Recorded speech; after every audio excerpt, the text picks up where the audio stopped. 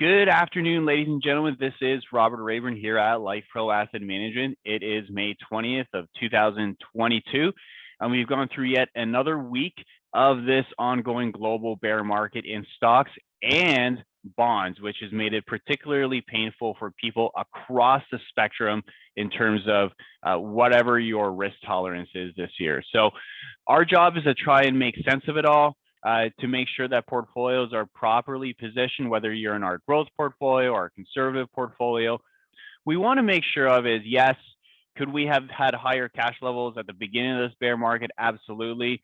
But now today, with things where they are as it relates to the global bear market, do we want to raise cash now, or do we want to prepare for the recovery? And that's what this week's episode is all about. And I'm going to go ahead and share my screen here. And we are titling this Preparing for the Recovery. So to put the sell-off into perspective, ladies and gentlemen, this is the 7th down week in a row.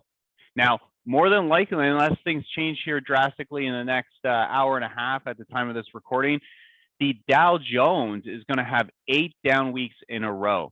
That hasn't happened since the early 20s.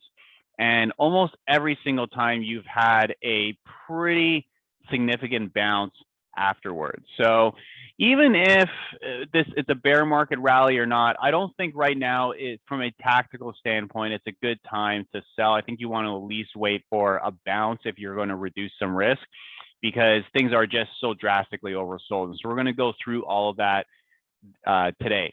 So a few things for today.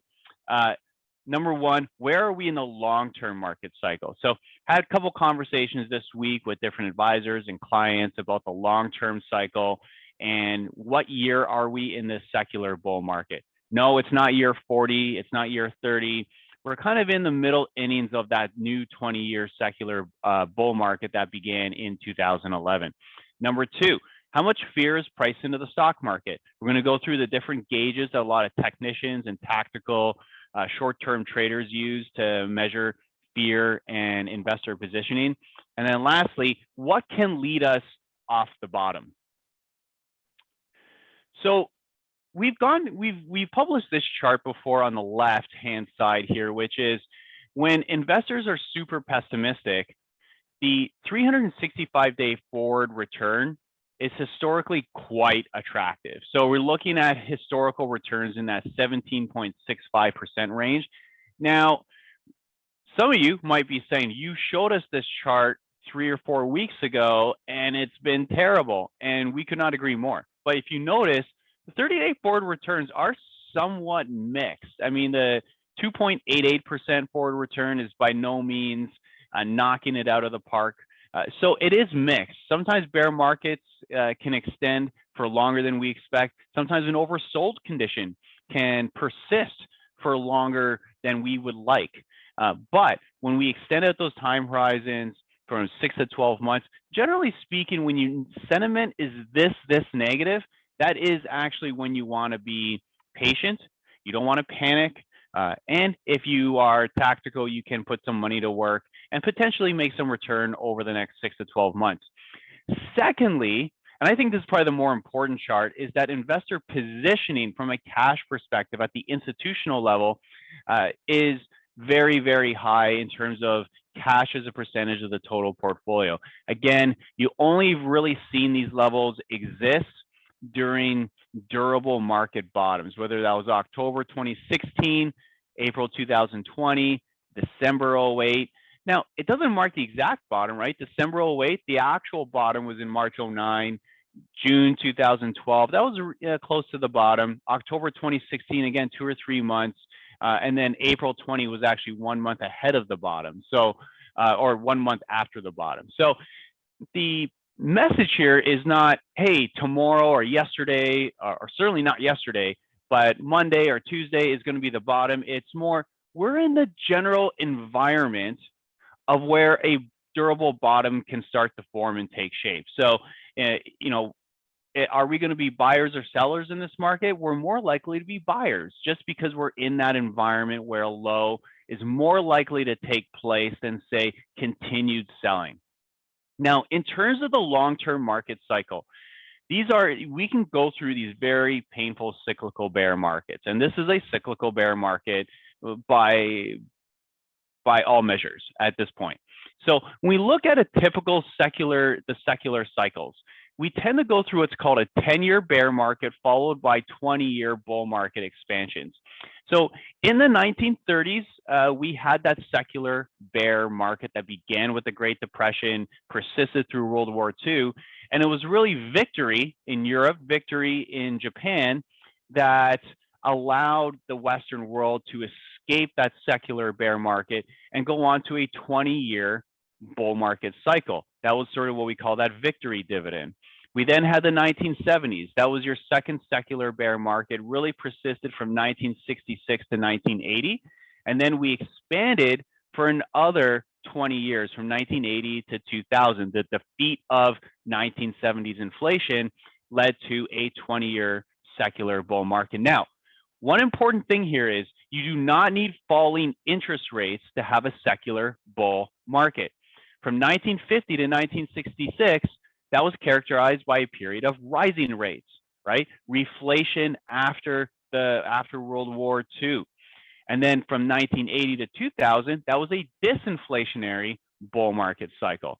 But notice here, from 2000 to 2013, we had a secular bear market. So in other words, had you invested at the peak in 2000, you didn't make money on the S&P 500 really until 2013 and beyond. So that's what we call that secular bear market. It's really only been in the last 10 years that we've seen the emergence of this new secular bull cycle. So we believe we're in the middle innings based on history, based on fundamentals, earnings power of the S&P 500 and everything else in terms of this current secular bull market. Now, over the short term, the good news, if there is any good news with some of the selling that we've seen this week, is that some of the generals are starting to fall. Apple, Amazon, Target, Walmart, both the largest stocks in the market that have largely not gone down as much as some of the things, whether it's in our growth portfolio or just the market in general, or some of the safe areas where people have been hiding. Can't tell you how many times we hear of people hiding in Walmart or hiding in Target or hiding a lot of consumer staple stocks like Clorox or whatever it is, like Coca-Cola. Well, they got hit this week.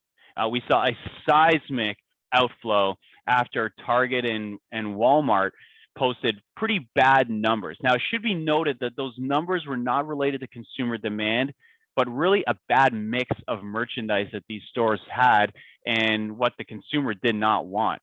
The other thing that makes us positive is that inventories are seismically getting bloated across the retail space. So we should start to see clearance sales, price cuts. That should help some of those inflation numbers going forward. But in the short term here, the percentage of NYSE stocks closing above the 200-day moving average, again, we're getting close to those short-term trading conditions that can mark a short-term or long-term bottom. It really depends on the character of the rally off that bottom.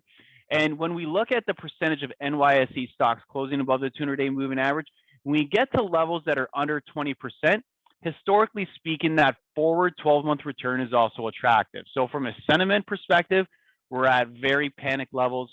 From a positioning standpoint, we're at very panic levels. And from a trading perspective, we're at very panic levels. So there is an environment here where we can see a tactical bottom start to form in the overall market. Now, the question is, off the bottom, what can potentially lead? So if we go back to 2000, the last time we really had these expensive stocks that went through a deep sell-off, right? So let's use ARK as the example of this current sell-off, the center of this current sell-off. What we've seen with ARK stocks, the ARK ETF, is that we've had a 78% drawdown from peak to trough. NASDAQ in 2000 had almost the exact same sell-off, peak to trough, 2000 to 2003, 78%. What outperformed from 2003 to 2007? Believe it or not, it actually was not the energy stocks or the S&P 500 or financials. It was actually the NASDAQ. The NASDAQ actually did a lot better than the S&P 500 from 2003 at that bottom through to the peak in 2007. So we actually think right now, if we look at the chart here on the left, the most expensive stocks relative to the S&P 500 as a percentage of that 200-day moving average, we can see here is they got very, very overbought. But now they're at a dramatically and a historically most oversold level we've seen since the 2001 downturn. So we actually think some of these stocks that are been at the center of the downturn could actually be the ones that lead off the bottom.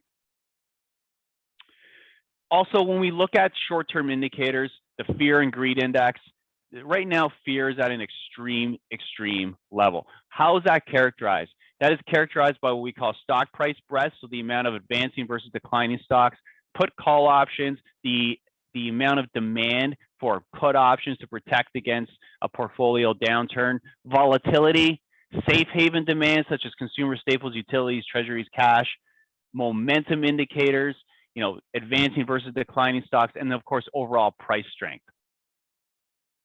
So underneath that fear and greed index, what do we see? Stock price breadth, right? So when we look at the breadth of stock price advancing versus decline, we see that continues to fall to the extreme fear level. Volatility has actually been relatively neutral. That's been one area that's given a lot of short-term traders pause. Right now I think VIX is around 33. In a perfect environment, you'd want to see that above 40. You don't need to. It's not a requirement. In 2018, the market bottomed with about a 35 VIX, but that's one area that hasn't quite got to that extreme fear level. Put call options, we actually spiked above 1.2 this week, so we can check mark that. One thing that's not on here, it's called TRIN, a TRIN index. So basically looking at advanced decline and advanced volume versus declining volume, that reached very, very oversold levels as well. We look at safe haven demand. So in other words, the difference in 20-day stock and bond returns, bonds have now actually started to attract money. And that's something we want to see. We've gotten to that extreme fear point in stocks versus bonds as well. The other question is, are sellers exhausting supply? So when we look at that market momentum, the S&P 500 and its 125-day moving average, the S&P 500 relative to where its 125-day moving average is again at very, very oversold levels. The net new 52-week high versus lows, again, extreme fear. Most stocks hitting 52-week lows, not 52-week highs. And then the demand for junk bonds in particular. Not surprising that junk bonds have been dramatically underperforming because you've had the double whammy of credit spread widening because of a bear market that's been taking place, but also because we've had rising interest rates hit bond prices just as a whole. So a double whammy there for overall junk bonds. So market momentum indicators are getting thoroughly washed out here. It's a nasty week. It's a nasty day. The sentiment is terrible. We look at the returns. We look at our accounts. Everything is awful. That said, we are getting very, very thoroughly oversold levels here. One area that we are looking at, aside from, say, some of the growth areas of the market that have been thoroughly washed out, is biotech.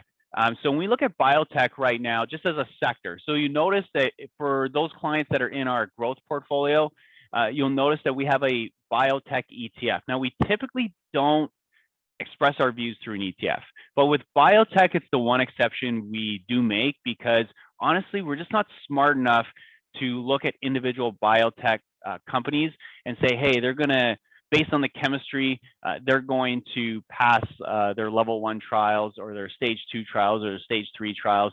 It's kind of like a coin toss. And so for us, we rather just play it as a sector. But we look at the PEs of biotechs going back to 1992. We're talking 40-year lows here, 10.9 times PE.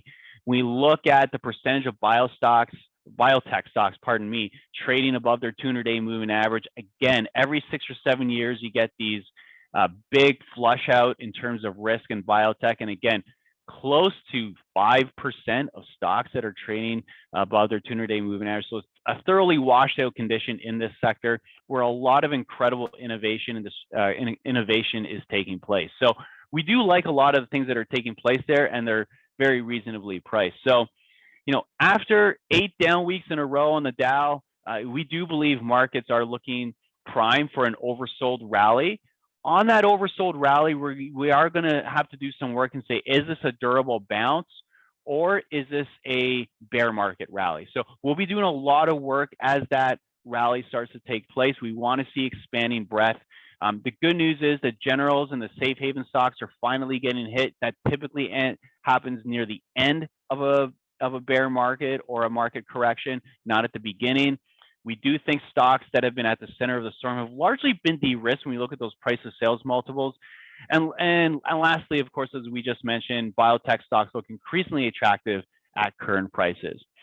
So thank you again. I know I say this every week, it seems, but the bear market rally the bear market has definitely been stressful. It's definitely given us a lot of pause in terms of conviction and confidence, whether it's our strategies or third-party strategy or the market as a whole, the global economy and the political situation in the country. Again, the good news is a lot of these companies are doing the right things. It's just kind of getting through the uncertainty that bear markets cause. To do that, you need to get things thoroughly flushed out. We think we're really, really close. Aside from that, thank you again and have a fantastic weekend.